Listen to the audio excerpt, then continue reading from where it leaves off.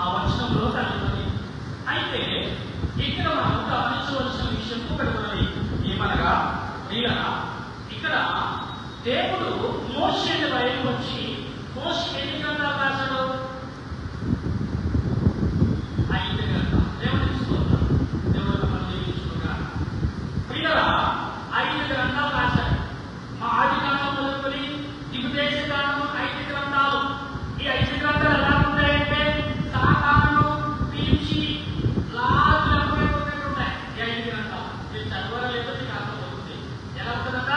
పిలిచి రోజులు పెట్టి కూర్చో అని చెప్పి ఏంటి అని అప్పుడే పట్టాలనుకుంటుంది. పిలిచిన వాడు ఏదో మంచి చెప్తాడు అనుకుంటారు, కానీ వచ్చే లాభం ఎలా ఉంటుంది? అలాగా ఈ 5 గ్రంథాలు ఉన్నాయి. మరొక 5 గ్రంథాలు ఉన్నాయి. అవేంటంటే మొదటి యోహాను పత్రిక నుంచి ప్రకటన గ్రంథము 5 గ్రంథాలు ఉన్నాయి కదండి. యోహాను గారు ఎక్కడున్నారైనా పద్మజీవుడు అంట లంకలో ఉన్నాడు. అంటే మనకు లాభం ఎక్కడున్నారైనా పద్మజీవుడు ఉండి ఎక్కడికి వెళ్ళాడు? పరలోకం వెళ్ళి పరలోకంలో కొలిచిన మానవుడు ఎవరైనా ఉన్నాడంటే యోహాను గారు. ఎవరైనా యోహాను గారు పరలోకంలో దేవుడు దేవదూత ద్వారా ఒక వ్యక్తినిచ్చి ఒక వర్తకమిచ్చి పొలవని చెప్పింది ఎవరంటే దేవుడే. కొలిచిన మానవుడు బలమైన వాడు, ప్రభువును స్వయముగా చూసి ప్రభు బయలుపరిచిన మాటలు బయలుపరిచిన మానవుడు ఎవరైనా ఉన్నాడంటే మొదటి 5 గ్రంథాలు 5 గ్రంథంలో మొదటి 5 గ్రంథాలు చిక్కుతూ ఉంటాయి. ఎందుకని మొదట రాయబడ్డ గ్రంథాలు కాబట్టి సాధారణ రక్షణంట సంతగా ఉంటుందండి. ఆకార 5 గ్రంథాలు ఉన్నాయి కూడా, అవి కూడా చిక్కుతూ ఉంటాయి. బైబిల్ మనం చాలా చోట్ల బైబిల్ ఆలయం క్లీన్ చేసినప్పుడు చూసుకుంటాం.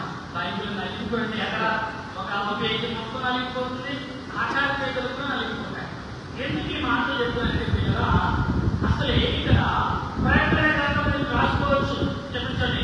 మొదటి యోహాను పత్రికలో చూడండి, మొదటి అధ్యాయం మొదటి వచనంలో రాయబడిన మాటలు మీకు మళ్ళా చెప్తున్నాను.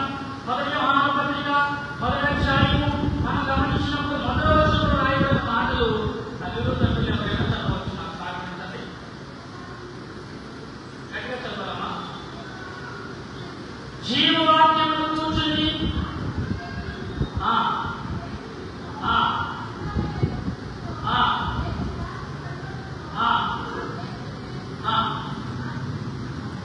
ఏది చూసాడంటే రాస్తున్నాడు. ఇవాళ మన అంశం ఏంటంటే అవమానం. నేను ఎక్కడ నేను ఏం చేయను, దాని విషయాన్ని చెప్తాను. అయితే నా సమయము అరగంట సమయం ఇవ్వబడింది. 7:21 సమయము. నేను దాన్ని గుర్తించుకుని ముందుకు వెళ్తాను. అయితే ఇక్కడ ప్రకటన గ్రంథము 3వ అధ్యాయం మొదటి వచనం ఎవరైనా చూసుకుని గుర్తు పెట్టుకొని, కీర్తన గ్రంథం 139వ అధ్యాయం ఏముంది కదా? ఏముంది? నేను అనుకుని పెడతాను తెలియదు అన్నీ ఎరిగిన వాడు దేవుడు అని దావీదు గ్రహించినవాడు. ఇలా అనుకున్న ఆలోచన కలిగి ఉన్నాయి ఈ లోకంలో.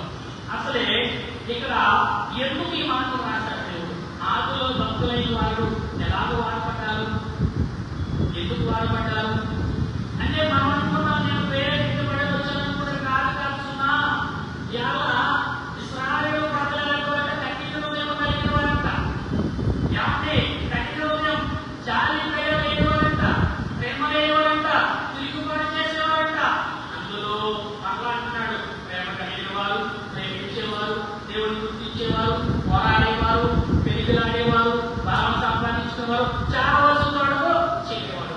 ఎవరైతే అన్నారన్నమాట అని మరలా చేస్తారు. దీని నా పిల్లలు 12 పాత్రలుగా పెడుతుంటారు. మొదటి వ్యక్తి బైబిల్ గ్రంథంలో పెరుగులాడే వ్యక్తి ఎవరు తెలుసు నీకు? యాకోబు. ఏంటి బైబిల్ గ్రంథం? ఇంకో సంగతి తెలుసా? ఇక్కడ విషయాలు చెప్తాను. మాటి రోజు విషయాలు చెప్తాను. అసలే మొకాల ప్రార్థన క్రైస్తవులకి సాగేది దగ్గర మార్టిన్ లూథర్ గారి దగ్గర నుంచి. మీకు సంగతి తెలియదేమో. మార్టిన్ లూథర్ గారు మోకాళ్ళ ప్రార్థన చేసినప్పుడు దేవుడు బయటకు వచ్చి అబ్బాయి వచ్చిన రాయ పోతు తగ్గించు అని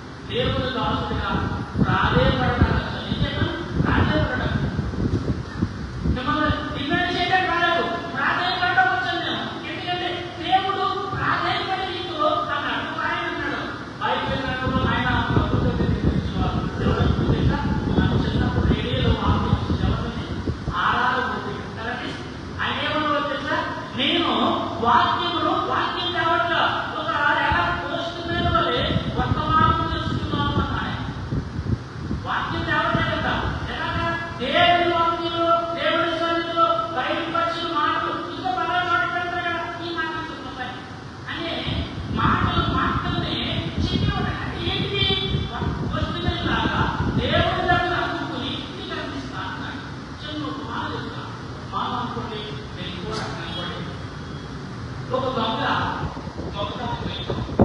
తన కుమారుడు కూడా తీసుకెళ్ళాడు. ఎవరి కూడా తీసుకెళ్తే పూర్వకాలంలో మరి కోర్టు తీసి పడవలు వాళ్ళ పెంచేటువంటి విలువలు కదండి అయ్యారు.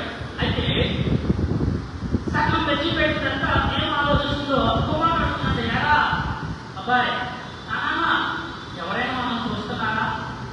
నన్ను ఎవరో చూడలేదు గాలి గాలి అనే పదం పడుతున్నాడు గాలి అని కవిత తెచ్చి ఆర్మీ బయటకు వచ్చి ఏంటంటే నాన్న మనిషి ఎవరు చూడలేదు కానీ దేవుడు చూస్తున్నాడు. ఎవరండి? దేవుడు చూస్తున్నాడు అన్నాడు. నేను ఫస్ట్ వాడు చదవాడు ఇంగ్లీష్తో మాట్లాడాడు, నేను కొన్ని తెలుగు కలిగిన వాడిని ఏంటని అంటే పశ్చాత్తపడి ఆ రోజుని అంశమే ప్రభుని అంగీకరించాడు. ప్రభుని అంగీకరించాడట. అంటే ఎంతవరకు అంగీకరించాడు? మనం గమనించినప్పుడు భక్తుడు అంటాడు, జీవవాక్యము వినుట వలన ఆత్మబలము సంపాదించుతుందుము.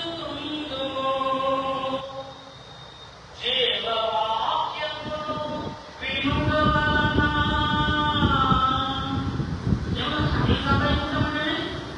ఆత్మబలమును సంపాదించుతారు.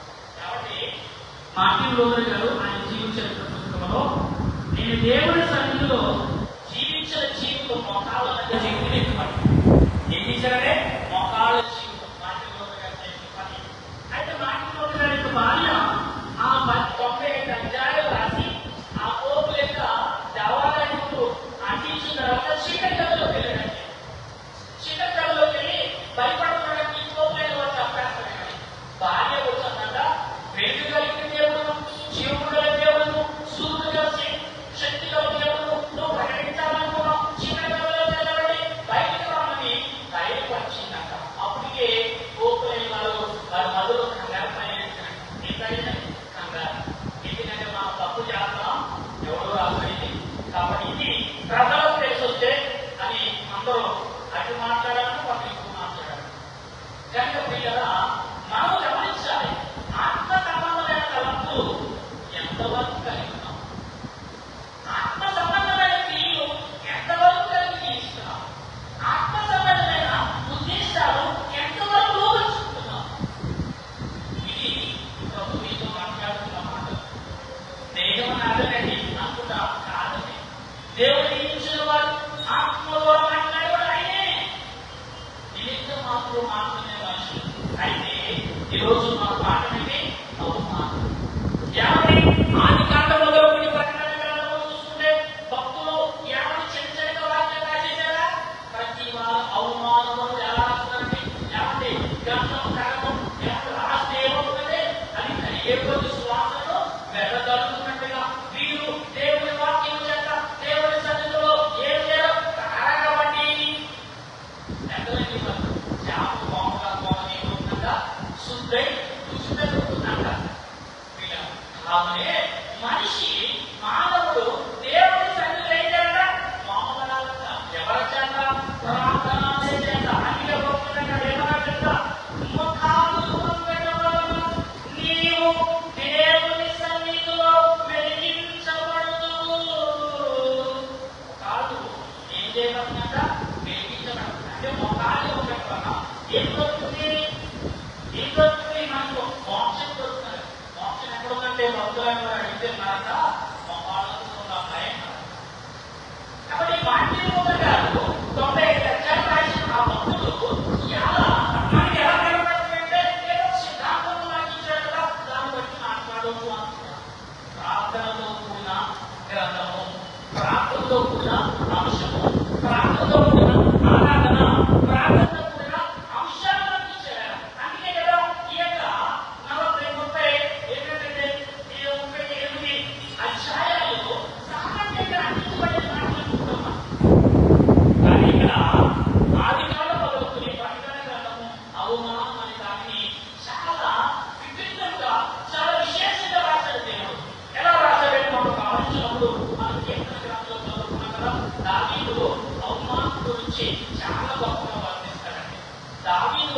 క్రీస్తు గ్రంథము మనుషులైన వాళ్ళు ఎప్పుడూ వర్ణించలేడు. ఎందుకంటే ఆ వలన ఆత్మ సంబంధమైన వలన ఆత్మ సంబంధమైన విలువైన మాటలను ఎలా వర్ణిస్తారండి? దేవుడు నీలోకి వచ్చి మాట్లాడితే తప్పదేవుడు అన్న ఈయన ఎడారు అనగా నీవే ఆడలేదు చూడటం ఉన్నాయన పరలోకం వెళ్ళి ప్రభు చెప్పిన క్రియలు చూసి ఏ విధంగా మానవ వరకు పట్టాకోల పట్ల భూమి ఎలాగైనా సృష్టించబోతున్నాడు, ఎలా సృష్టించాలనుకుంటున్నాడు, ఎలా తయారు చేయాలనుకుంటున్నాడు, మనుషుల్ని ఎలా కాబట్టి అలంకరించాలనుకుంటున్నాడు. చెప్పాలి కదా, ఎలా అలంకరించాలనుకుంటున్నాడు? ఆత్మ సంబంధమైన రూపం, ఆత్మ సంబంధమైన తలపులు, ఆత్మ సంబంధమైన క్రియలు, ఆత్మ సంబంధమైన ఉద్దేశాలు, ఇవన్నీ మనిషికి చాలా అవసరం అండి. అవసరం. మనం చదువుకున్న లూకాసు వార్తలో యజమానుడు గురించి చదువుకున్నాం కదా. యజమానుడు ఏం చేశాడు? పనివాడిని నమ్మాను. పనివాడు ఏం చేశాడు? యజమానుడు లేడు కదా, ఆకలించుకున్నాడు, ఆకలించుకున్నాడు. పనివాడు వచ్చాడు, కొట్టు తవ్వేశాడు. అలాగే ఆకారికి కుమారుడు పంపించాడు. ఆ కుమారుడు ఏం చేశాడు? ఏమండి, ఆ అర్థమే కాదు, పంట అర్థమే కాదు, ఇచ్చాడు పండించుకోవడం, లాభం తీసుకుని కొంత గొప్ప గౌరవ కదా, గౌరవ లేదు, ఏది లేదు, ఇది నాదేదు, ఒక తేడా పాటేస్తాడు. ఇలా రాజకీయంగా మనం చూస్తే ఇదంతా కూడా చూస్తున్న ప్రపంచంలో ఉందంటే ఆది తప్పుననే ప్రాముఖ్యత ఎక్కువగా సమయమిస్తున్నాం. ఎవరు ప్రపంచం ఏముందంటే ఎవరెవరి నాకేంటి తల్లిదైన నేను హెచ్చరించలేదు కానీ ఒక మాట చెప్పాలనుకుంటున్నా. దేవుడు బయటపరచాడు కాబట్టి చెప్తున్నా. ఒకరి గురించి ఒక ప్రార్థన ఎప్పుడైతే చేయడం మొదలుపెట్టామో మన దగ్గర శత్రుతనం ఉందండి. ఏముండగా మిత్రుతనం, కష్టసుఖాలు, వేదన, బాధలు, చింత, ఇంకేముండగా నిత్యం ఒక ఆనందము జ్ఞాపకం చేసుకుంటున్నాం మీ మధ్యన. ఏం చేస్తుందా? నిత్యము పక్కన ఇన్ని వర్షమైన ఈ వర్షంలో మనం ఒకసారి ఆలోచించి ప్రార్థన చేస్తున్నాం అనుకోండి, దుఃఖ పెట్టే పనులు. ఎందుకంటే అక్క ఈ చేతిలో నొక్కు పెట్టదు, నిజమే మాట్లాడుతుంది, నిజమే ప్రార్థన చేస్తుంది, నిజమే దేవుడికి వారు పెట్టుకుని నేను మొదలు బడ్జెట్ ప్రార్థన చేయమని దేవుడి వాక్యం వినడం వలన సమస్తము ఆనందంగా మనకు జరుగుతుంది.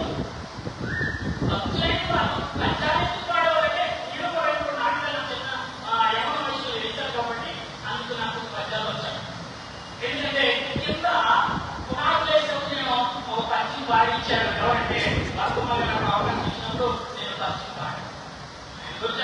ఆత్మీయంగా ఎందుకంటే దేవుడు ఏ రకంగా మనకు వస్తున్నాడు. ఇక్కడ సంగీత అవమానం చేయించి బలాలు సంబంధించిన యోగుగా కనపడతాం. యోగుగా చదువుకొని ఇంటికెళ్ళాక మొదటి అధ్యాయం 6వ వచనం, ప్రకటన గ్రంథం యేసుప్రభువు శక్తిమంతుడు చెప్తున్న వచనాలు 6వ అధ్యాయము 2వ వచనం నుంచి మనకు కనపడుతుంది. దేవుడు ఎంత శక్తిమంతుడు అని ఇవన్నీ కూడా ఎలా ఉంటే అవమానంలో మనుషులకు ఆత్మ ఏమలేదుందా?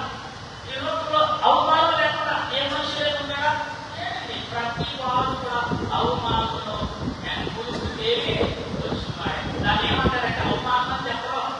ఎంతో శ్రమపడి కష్టపడి ఇప్పటికే తెలియదండి మరలా వచ్చిపోయినా దీన్ని దేవుడు ఏమంటున్నాడంటే అవమానంలో ఏదైనా ఆనందంగా మార్చుకోమంటున్నాడు, అవమానంలో సంతోషంగా మార్చుకోమంటున్నాడు, అవమానంలో ఆత్మీయంగా మార్చుకోమంటున్నాడు, అవమానంలో నువ్వు నాతో సంబంధం కలుపుకో,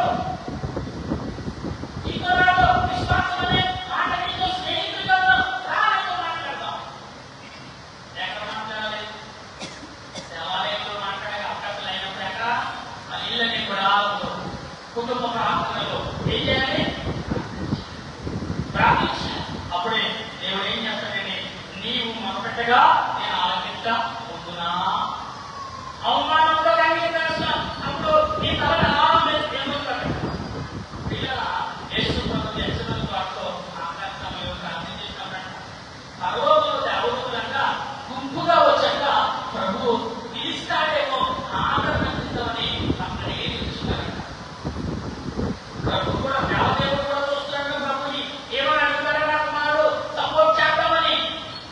ఏమన్నా తెలుసా? చాలా గమనించాలి.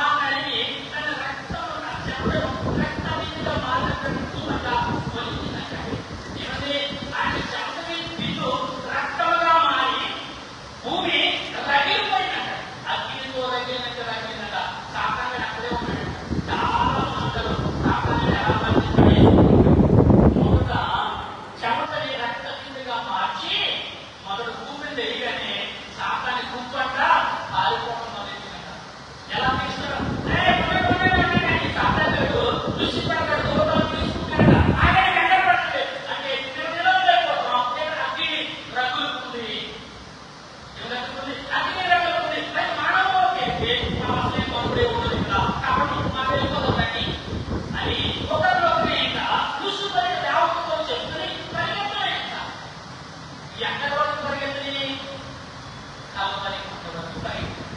అక్కడ మాత్రం యేసు ప్రభు కనబడటమే అది మొత్తాన్ని బంధించింది. ఈ రోజు ఆ బంధం ఉంది కాబట్టి నీవు నేను దేవుని సన్నిధిలో మొరపెట్టుకోవచ్చు. నీవు నేను స్వేచ్ఛగా ప్రార్థించగలుగుతున్నాం.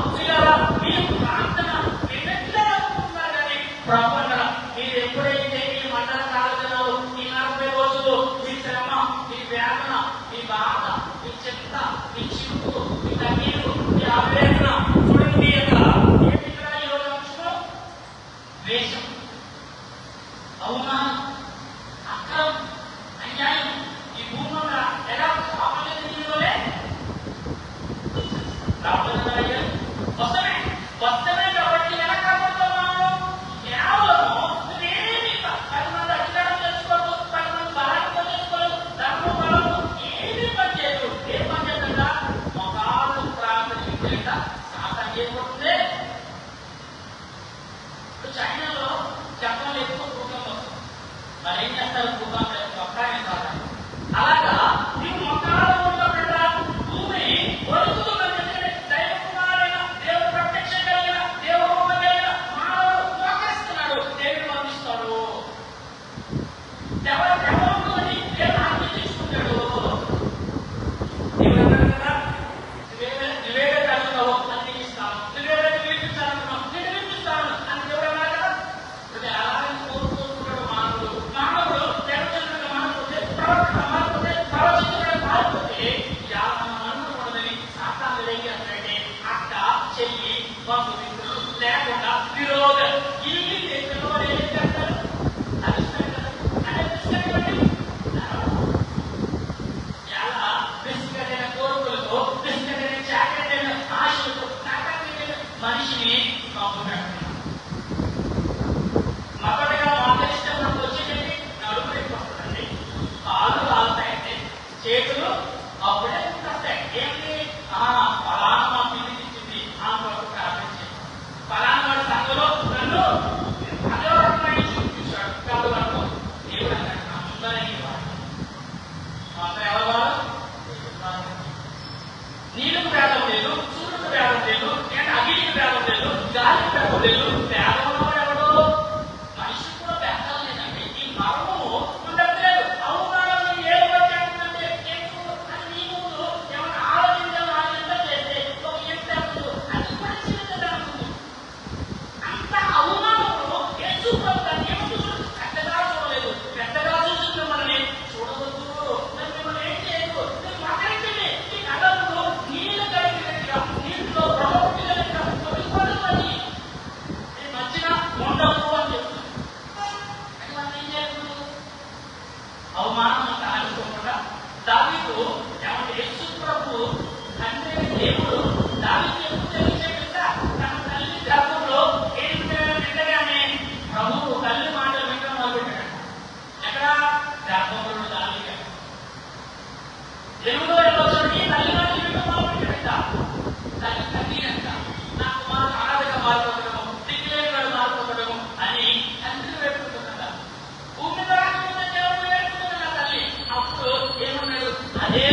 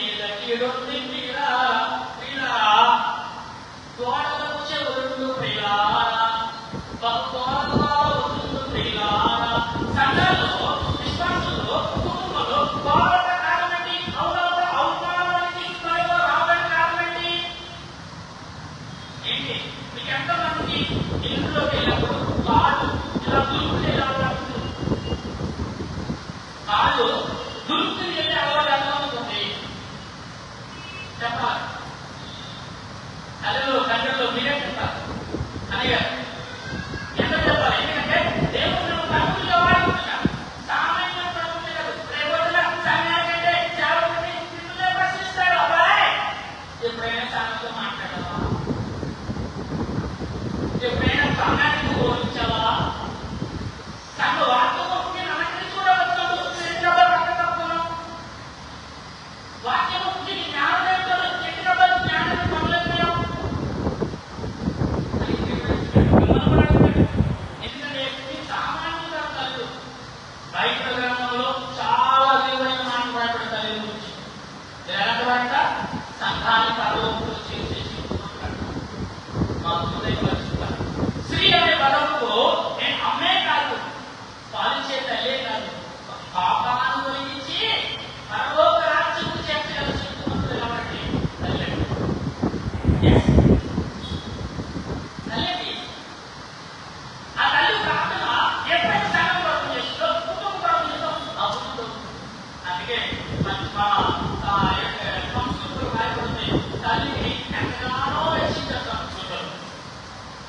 ఈ రోజున వీటిన ఆమెమైన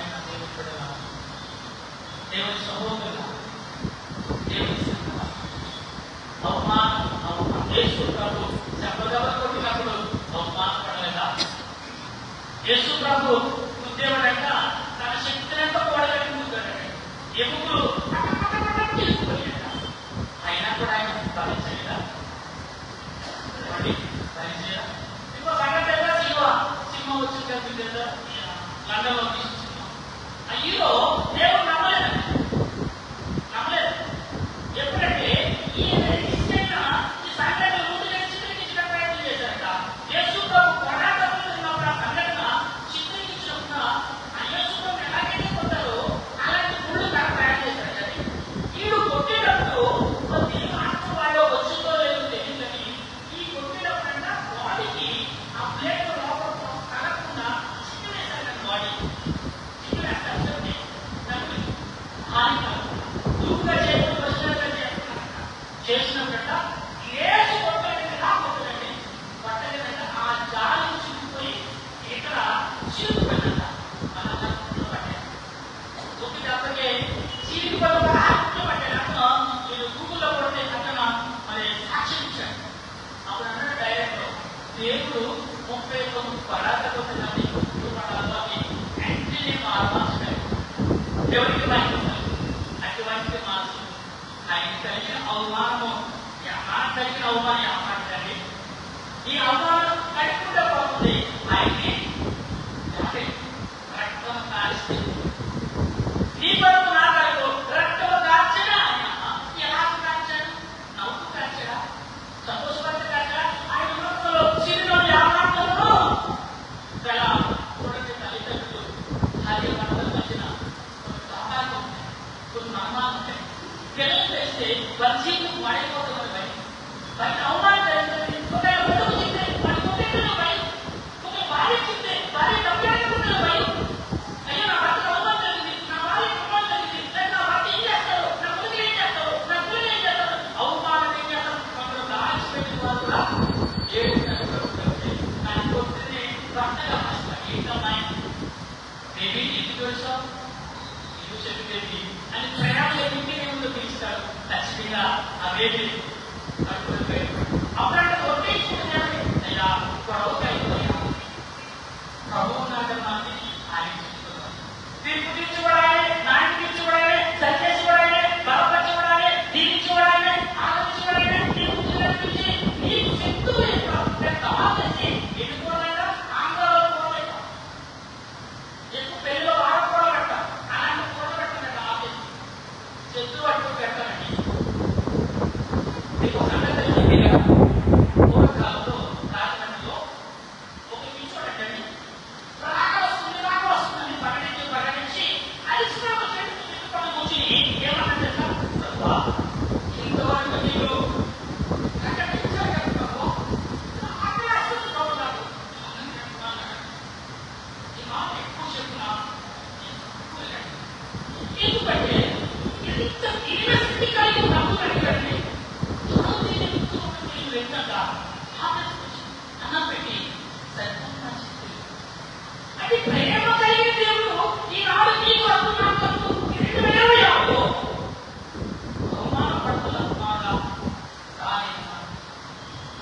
అవమానపడుతున్న పార్టీ రాత్రి ఉన్నారు.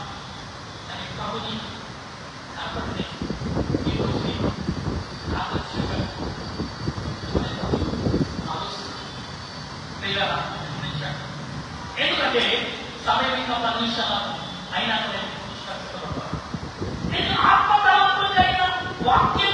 మనం కలిగి ఉన్నామా?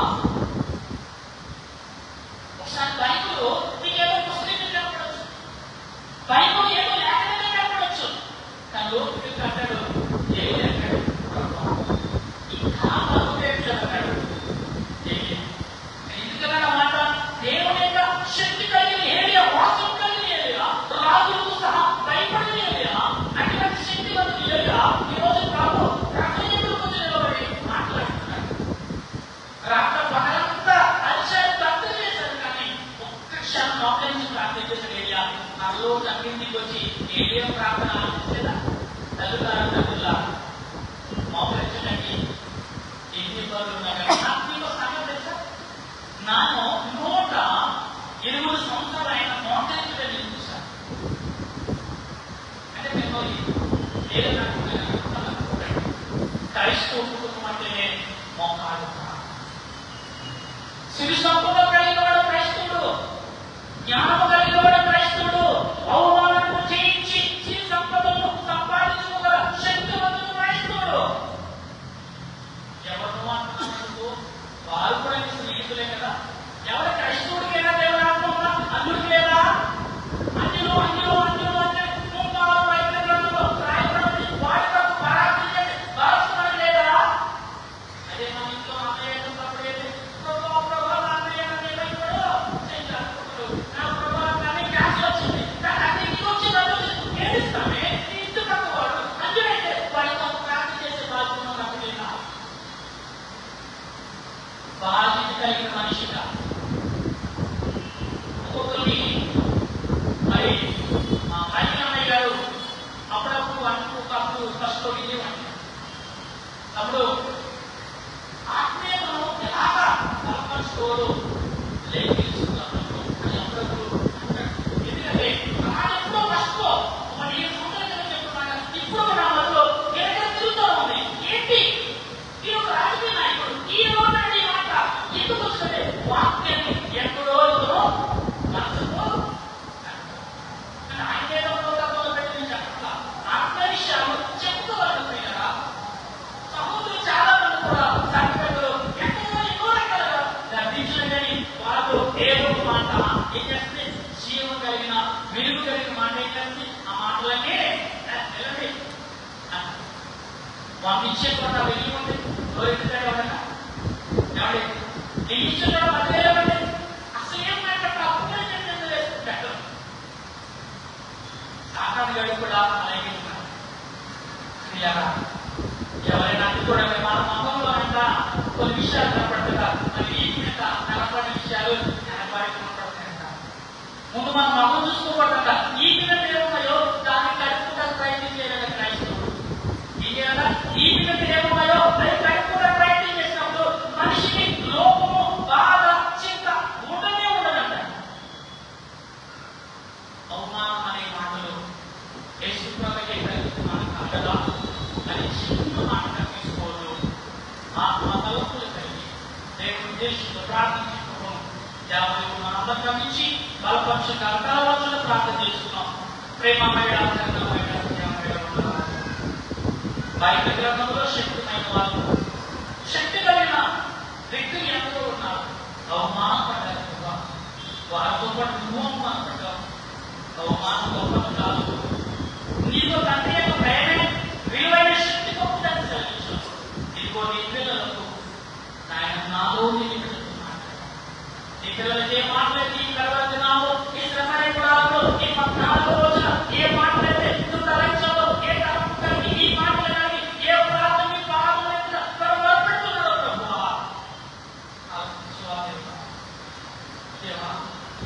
ఆయన చిత్రించిన వాడు యాక్టరే అది మౌనం కలిగిన మేము అనేక విషయాలు చూసుకునే మాలో కూడా అటువంటి మీద అవమానాన్ని మాలో ఉండి తీసుకువేసుకొని నీ మహాబలి యొక్క సమర్పించుకునే హృదయంలో సహాయం అందించుకొని చావులు నేను 5 గంటల సంఘ పెద్దలను 3 రోజులు బిడలందరూ ఈ ఆత్మకు నీ చేతులు కాబట్టి కోడతాల చేర్చినట్టుగా ఈ ఏకైక 14 సార్లు తీసుకెళ్ళి ఇప్పుడైనా మాసంలో నీ చేతులు కాపాడుస్తూ నీవే నా మాటలు నీ మహాబలి గొప్పగా చేస్తున్నావే ప్రయత్నం క్రీస్తు నామమున అడిగి ప్రార్థన చేస్తున్నాము మా పరమ తండ్రి.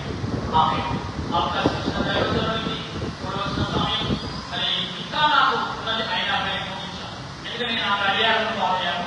దాన్ని బట్టి మీ అందరికీ మరొకసారి వందనాలు తెలియపరుస్తున్నాం. ఇదేంటి కార్యాలయం